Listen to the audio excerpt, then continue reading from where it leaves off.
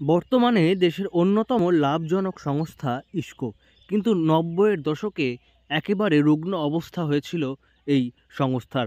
কারখানা বন্ধ হতে বসেছিল, বার্নপুর শহর শ্মশানের চেহারা নিতে বসেছিল। আর তখনই গড়া হয়েছিল ইস্কো বাঁচাও কমিটি।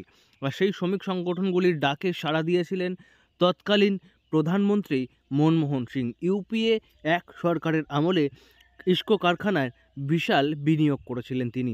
বলেছিলেন একসময় দেশের সেরা সংস্থা হয়ে উঠবে এটি। আর সেই ভবিষ্যৎবাণী সত্যি করে আসছে নতুন বিনিয়োগ।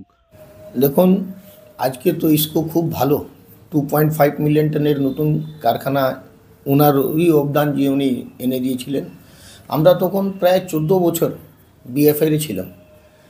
ইস্কোর অবস্থা খুবই খারাপ ছিল। বিএফআরে থাকাকালীন কোনো সহযোগিতা কোথাও থেকে আমরা পাচ্ছিলাম না, সরকার থেকেও না, কোথাও থেকেও না।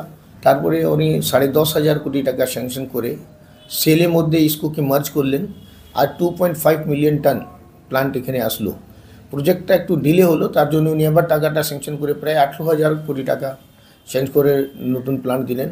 আজকে ইস্কো বা এই আমাদের আশেপাশে শিল্পাঞ্চল যে আপনি দেখছেন, এত মানুষরা হ্যাপি আছে।